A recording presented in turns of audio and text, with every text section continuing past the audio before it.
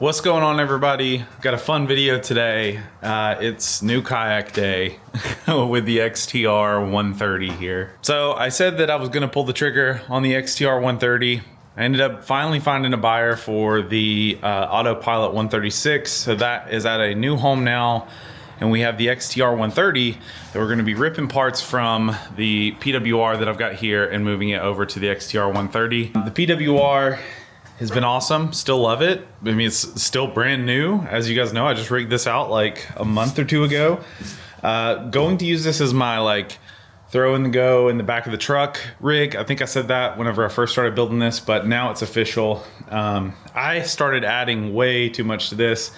Let me show you what I mean. So I ended up adding Garmin Live Scope to this, had the battery in the hull here, and all the wiring up here, and this thing just got super heavy. And last time I was on the lake, it was a nightmare to throw this on a bunkster and then get it down to the water. So we're not gonna have to worry about that anymore, because the bulk of the stuff that's on here is going to be moving over to this kayak, and this is actually going to be on a trailer 95% of the time, if not 100% of the time. As you can see, we did decide to go bow mounted on this one with the Nucanoe Tarova. I'll throw that on here in a little bit and show you what that looks like. But yeah, super excited to start stripping this one down and then moving stuff over and then get this on the water here in the next probably 2 or 3 days. So it's been super cold here in Georgia, but we're starting to see some of that early spring weather. I don't even think I caught a fish in the month of February. I only went out twice, but got skunked both days. I had better luck in January, funny enough. So yeah, hopefully that's not gonna be the case in March.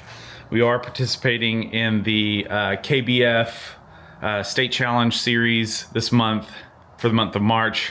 $50 entries, so not crazy if you're not crazy if you're not gonna win, but not a big, still wanna win, make some money, that'd be fun. It's more about the recognition though, so yeah, excited to participate in that, to say the least. And good Lord, I'm just looking at this boat. It is a beast. Like, these handles are insane, how heavy these are.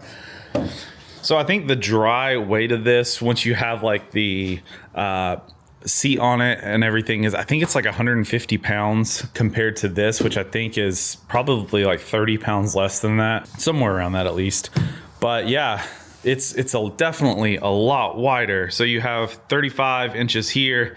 This bad boy gets up to, I think, 40 or 41 inches. It is definitely blurring the lines between a kayak and a boat. But to be honest with you, I don't care, because it's gonna be fun, a fun like single person kayak that I can just, or boat, whatever you want to call it, that I can just throw in the back of the truck, on a trailer, doesn't matter, and can just run and gun with it. I'm excited. This is so much easier to keep in the garage. I mean, literally, I've got 2 of these in my garage right now, and still have room to put a car in here. I can move this over to the side. So for storage, being able to get out into the water is awesome, having a kayak instead of a boat. Got lots of customization options. You've got the track mounts, or the lock and load mounts, lots of track space on here. We're gonna have to play around, see what we wanna do.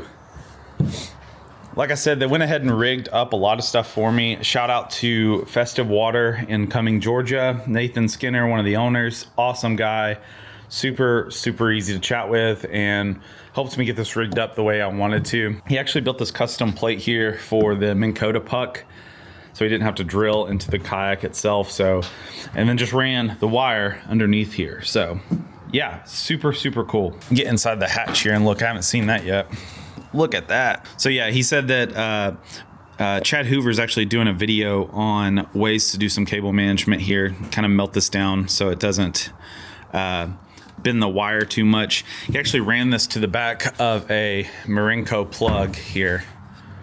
This one here, a little hard to see, I know. There you go. So we did Nucanoe on the front, and the plan was to do this in the back, but we ended up swapping it out for a Anderson plug just because of space. I don't know why they decided to do a battery well here. Well, I think this is awesome. It just really cuts down on the space that you have back here. I would much rather have this deck go all the way back here, but here we are. And I did add the rudder here, so we'll have better steering with the front, the bow. We don't have to worry about the back swaying out. We can use this as a skeg, or we can use it for foot steering as well. For the foot steering solution, they went ahead and wired up the Wizard FCS steering solution here. This is smooth and feels great. I love the fact that you can have extra cabling here and just wind this up just like you could with the standard that came on the PWR. So now I have the Wizard FCS as well as the Source Crate. So we'll be able to compare these two. Just right off the bat, I can tell you the FCS is on a different level. It's like one step above. But if you're on a budget, like $90 gets you this compared to 150 right here.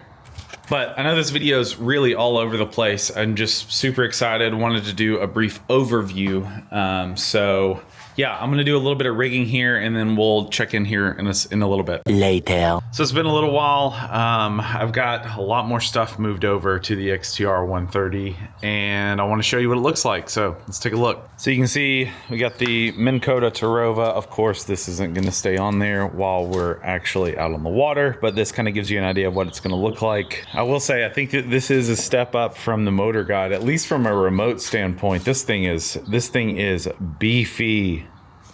Feels good in the hand, and it actually will pair with the Humminbird fish finders. Unfortunately, I run Garmin, so I'm not going to get much value out of that, but it is cool to know that if I ever wanted to switch down the road, my trolling motor would pair with it. But I don't know, maybe there's some cross functionality here with Garmin. I'll have to do some digging into it. But as you can see, I've started getting some of the cables ran here.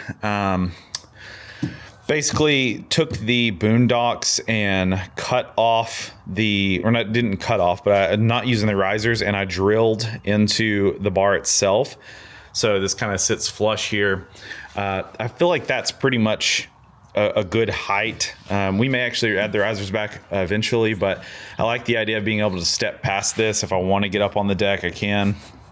But yeah, let me show you what it looks like in here. Keep in mind, this is just the initial build. I don't know if we're going to keep everything like this, but as of right now, we've got the black box in here, as well as a yak power unit. Of course, nothing is Velcroed down. I need to get something to Velcro that.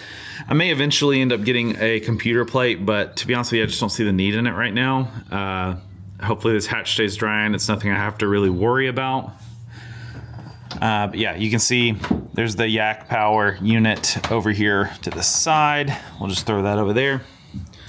And yeah, so we'll get some Velcro, get that stuck down, and then this will be good to go for tomorrow. Moving on up here, we've got the Garmin placed, like I said, with the boondocks underneath here.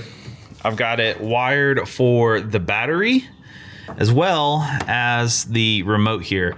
A lot of people will mount it straight to this. I just don't want to deal with it because apparently this is bigger and would be a nightmare to get around these access plates. So for the time being, I just ran the wire out and we're just gonna have it like hanging here. Not really that big of a deal to me. It's still accessible, which is super nice. So for the most part, I plan on using baits down here. So I figured that would be a good place to keep my lures and stuff like that. And of course the battery, my accessory battery. To the side here, we have the live scope pole with the quick fist grip mounts on a double header, and we're using a cup to tie it down here. So that'll be cool. Of course, this is going to be spun around the chair. And then the mount for the live scope. Of course, I think I mentioned before, this is the dugout bait and tackle, the Fisher pole, Fisher live pole or something like that. It's great. And that 3D printed this little cover to go over my LVS 34 to keep it protected. And I'm just using one of my wife's hair bands here to keep it tied on. Moving over to the other side here, we've got one more thing I want to show, and that's the side stagers placed on here. One of the things that they say is the ones that, or my dealer said that the ones that come with this, while they're great, they're not the best. So he recommended checking out the side stagers. My dad uses these. He likes them, so I figured I'd pick up a set too. So I'm gonna leave them mainly in the open position for the most part. But you know, if the wind picks up or you know we're jostling around, it's nice to be able just to flip this over and have it locked in. So right now we are running an Eternal lithium battery. I'm using this from my dealer. He's letting me use this in the meantime. I've got a lifetime, but maybe swapping him permanently for this one. I'm gonna give this a try, see how I like it. It's nice having Bluetooth, so I know how much is on the battery while I'm on the water. So that's definitely a plus. And of course that's running via the Anderson plug there. Overall, I'm pretty stoked. I'm excited to get this on the water and see how it does. You know, the deck space alone, this is great. So I think this may be my new favorite kayak. I don't even have it on the water yet. So hopefully it's pretty stable and I'll enjoy it. And I'm sure we'll get back and do some configuration changes. I know I got to figure out some way to do some camera mounting on here.